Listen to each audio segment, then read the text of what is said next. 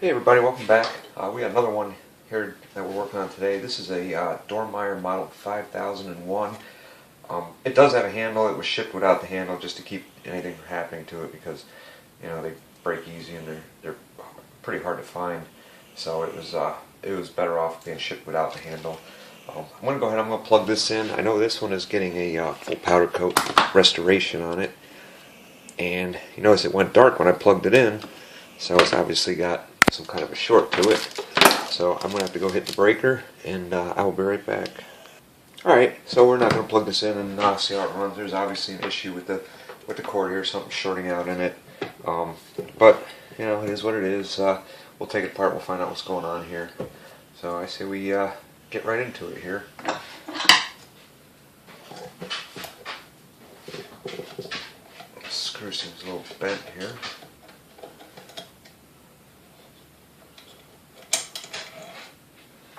Yeah, a little bit. Let's see, what else we got holding this thing together?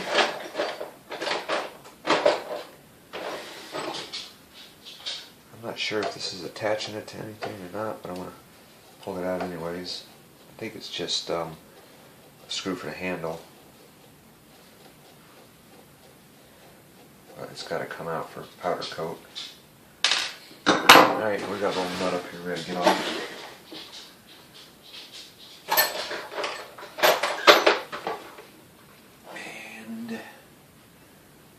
See, I brought a bunch of tools out to the garage, so I may not have. Oh, this is only finger tight on here. Alright, so I don't even need a tool for that. Alright, now I'm going to pop this off. And then we can lift our top cover off.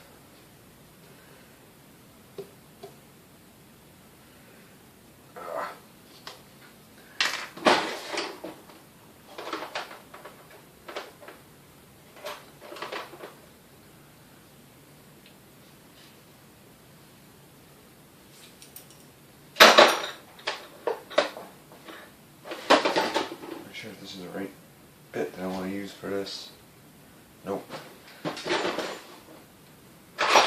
I've been out in the garage working in there for, man, quite a while now, and I got all my tools all spread out all over the place. And everything is pretty discombobulated.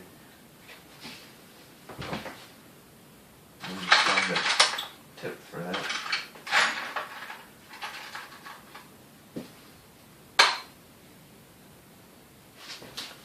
Alright, here we go.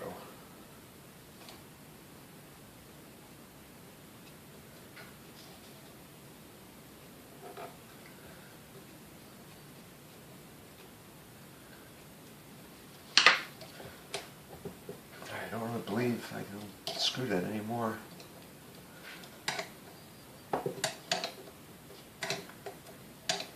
There we go. Alright, it's just stuck on there a bit. Alright, let's lift our cover off.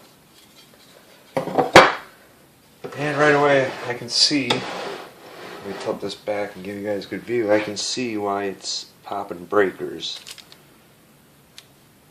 If you look right here, you can see both wires that come out of the cord have no insulation left on them. Let me pull that out for you so you can get a better view.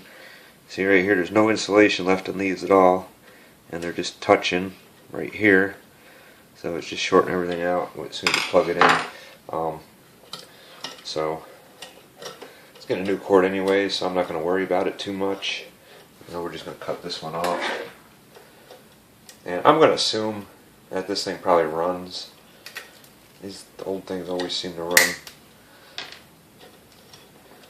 but with the cord being in this shape, I mean, you know, it's obviously not going to do much of anything except pop breakers.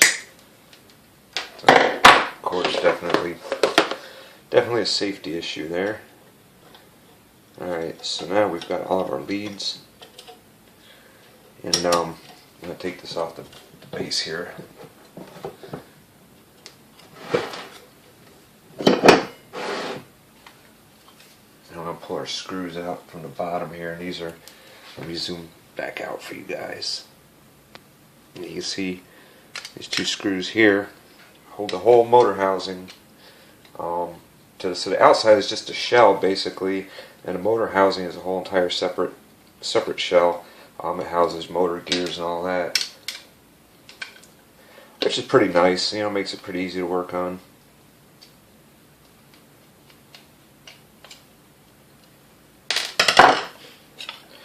And there's the bottom half. See, now this is pretty much ready to just be thrown in the sandblaster. This right here, I got to grind off these rivets, the back of these rivets on here that hold this label on. You can see there's rivets right there. There's 4 of them. They got to get ground off so I can pop those out. But we'll get to that in a little bit here. Right now, I just want to go ahead. I want to start taking this apart. So I think there's 3 screws that will hold this whole front section on here, and then I can pull this front section off.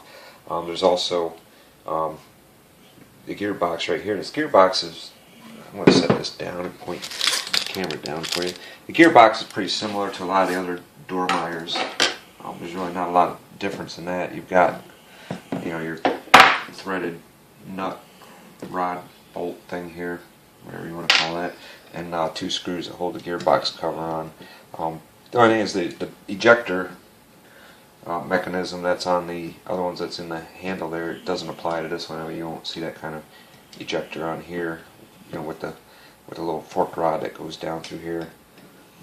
Instead, this one's got a juicer port on it.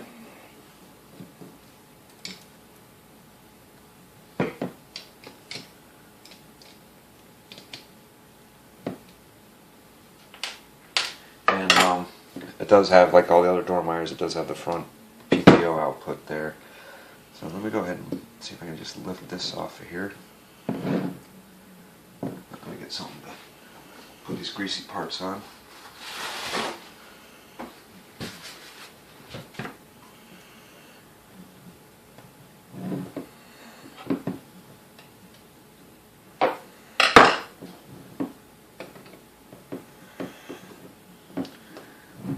Try and lift this off without pulling out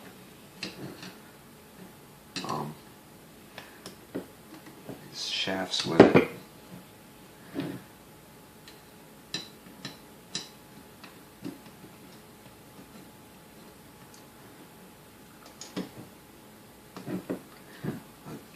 It seems to be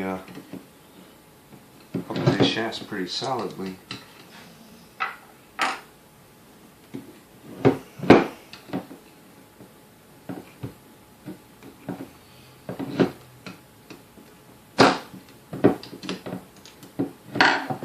Oh, I see another thing in the way too.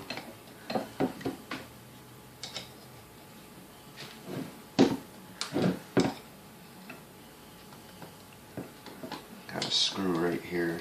It's got to come off.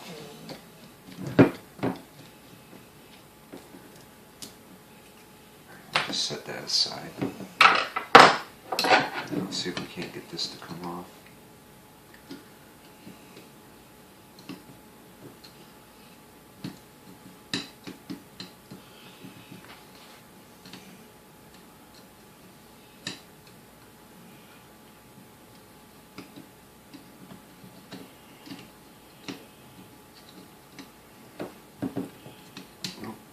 It's coming, I believe.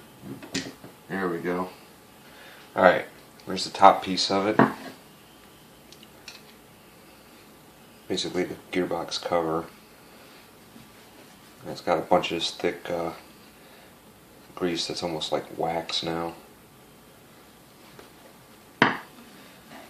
So that's got to go get degreased.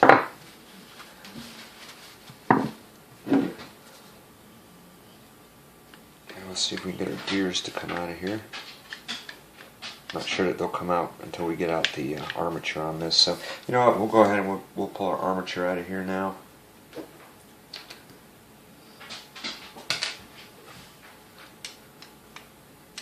Or separate the front of this with the gears from the armature.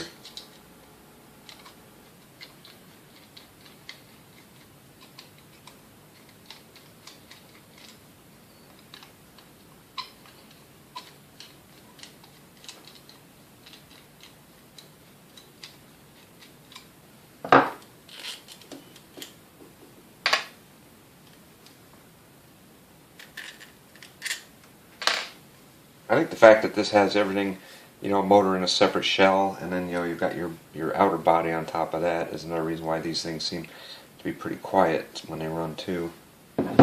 Alright, so now let's see if we can just get these to come out.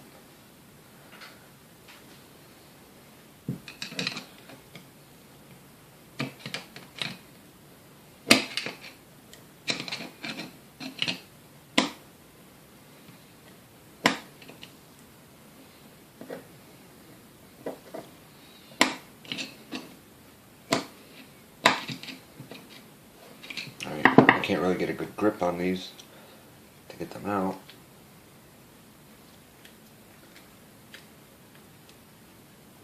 It's almost impossible to get a grip on them with the grease on there.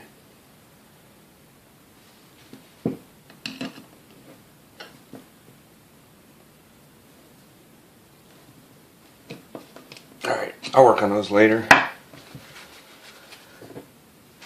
Alright, so I gotta take this back cap off here now,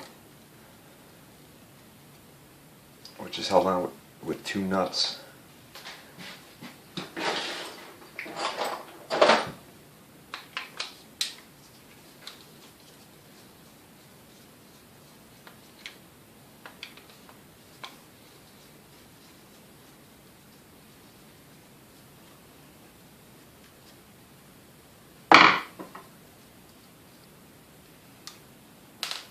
One. Oops. Well, I wasn't wanting that to happen. I wanted to get to the brushes before that armature came out, but it was not being patient and waiting. Okay. Anyway, once you get the back cap off, you can see there's a bushing in there, and it's pretty much crimped in, so that bushing does not come out. Just something to keep in mind. If you get to that point, and here is, you've got, of course you got your, man, I got parts just falling all out of here. On here you got washers and springs that sit on here. I think they just all fell out. So let me try to. There's one there.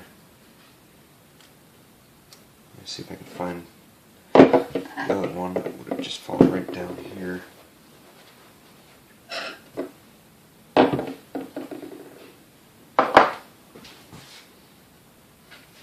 Alright, so yeah, there's springs and washers and a spacer that goes on here, and this just allows, I'll show you in a second, that just allows this whole assembly to slide with the, once you got the back cap with the bushing on there, and you see this right here has got your brushes in it.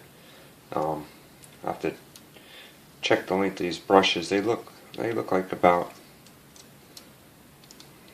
I don't know, they look about maybe half the length, but I gotta see how much space is in here and how much this spring compresses to see how much brush you can actually put in here, and we'll replace them if they need to be replaced, because they just look like 3/16 by 3/16 brushes. So, but anyways, this can come off here, the brushes will come out, and these contacts here can get all cleaned up. And we'll of course clean these contacts up here. But that's pretty much all there is to the motor on here. I mean, it's a real simple design with the motor. And on here, of course, this right here will get polished up, and the shafts right here, which actually seem really good. But we'll polish all that up with some Scotch-Brite anyways. Okay, so now I got to work on getting these gears out of here.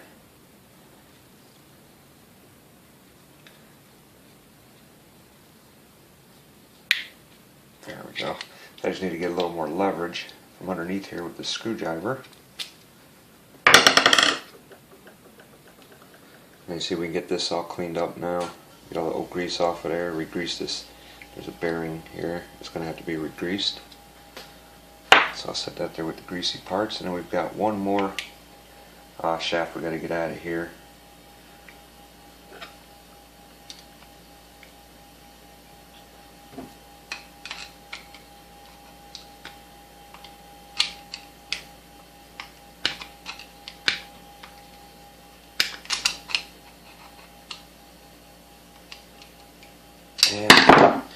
seems to be catching on the teeth of this gear right here.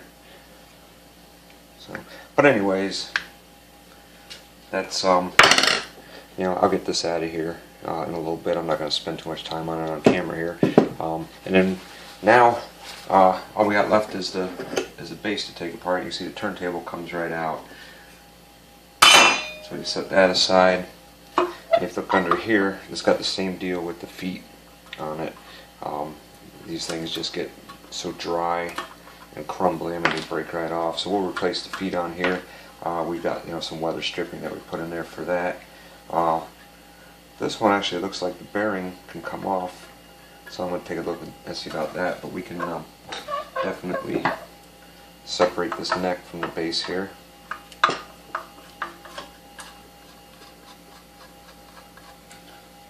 Let's get you guys out a little bit.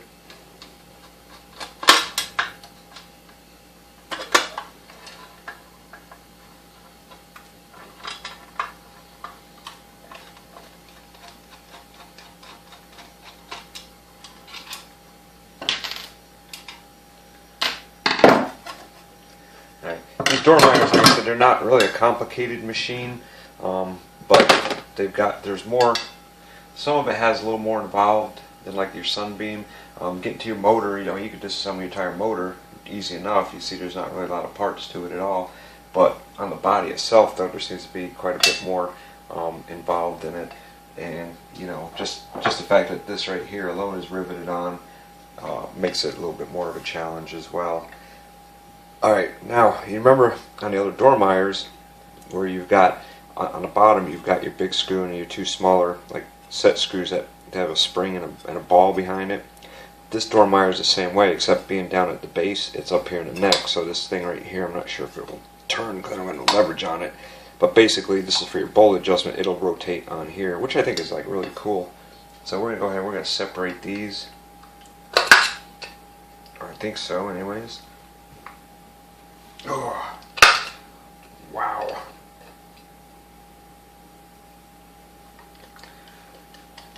I didn't want that falling off. Alright, and we'll unscrew these set screws as well.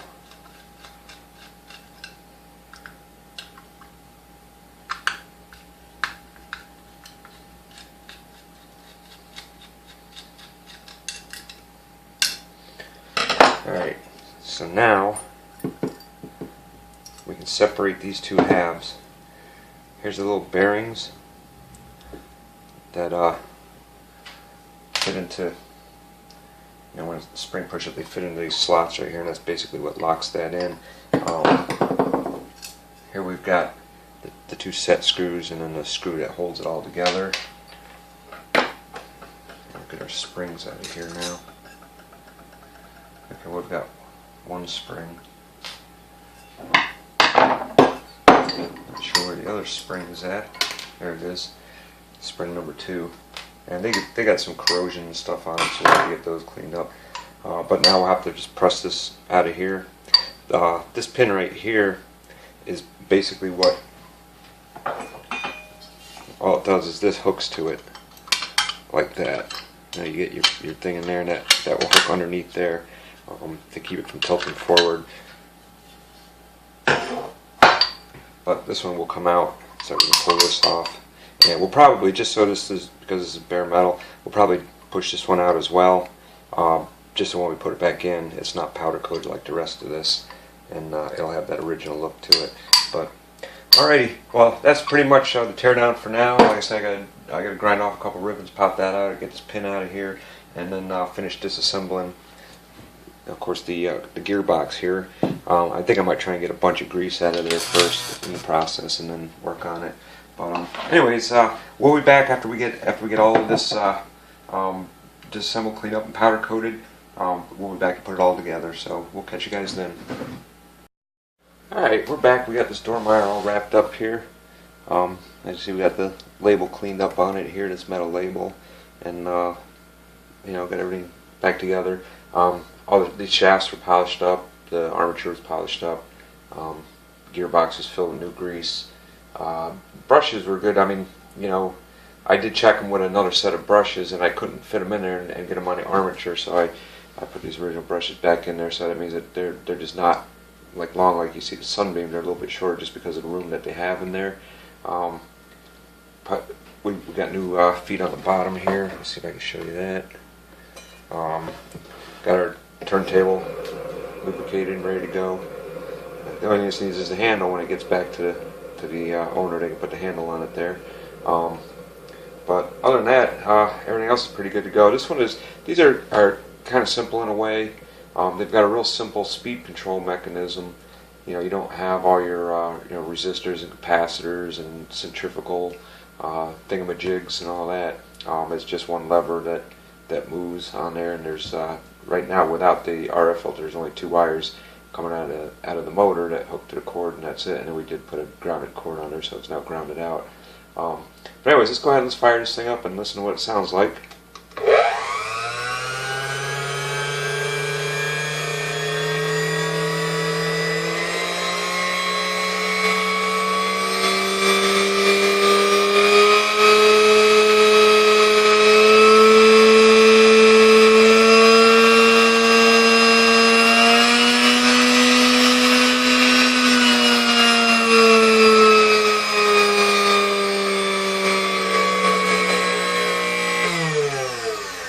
So as you can hear, I mean, it's a much smoother operation than those with all the fancy speed controls. The only problem is I think it limits the current to the motor at lower speeds, and then it's full current at high speed. You know, but I mean, I guess for most, you know, mixing and mashing and beating and all that, that's probably good enough. I adjusted the part on here for these are usually like extremely tight. With the handles on these, you know, you usually grab the handle and you reef it over. So I made this, you know, I got this adjusted so it doesn't take that much pressure to turn that back and forth from large bowl to small bowl. But yeah, other than that, I mean, I can't really think there's not really too much to go over on it. You know, it's not a bad little mixer. I mean, they're not built with you know, the tolerances, the tight tolerances and all that, like the Sunbeams and the Hamilton Beach. You know, it is what it is, but it is a quieter mixer because you do have the motor encased inside of a completely separate housing underneath this housing here, and you know, that makes it a little bit quieter. It does seem to have plenty of power. I mean, on full speed this thing is 150 watts, so it's comparable with, you know, a lot of the Sunbeams from the 50s and 60s. So you know, overall it's not really a bad mixer. I did check the timing with these beaters here. As you see, these aren't the beaters that go to it. These are a pair of rusty old beaters that I have that happen to not be bent, and they're perfect for checking timing with. So, but anyways, I'm going to wrap this one up. We're going to get this packed up and ready to ship back to the owner. And if you guys have any questions or comments, leave them down below. If you liked the video, give it a thumbs up and let us know that you liked it, of course. And you know, if you want to be notified of any of the other videos that we post, click the subscribe button, and then next to that, click the little bell for notifications, and you'll get notified. But anyways, guys, I appreciate you watching, and we will catch you on the next one. Thanks.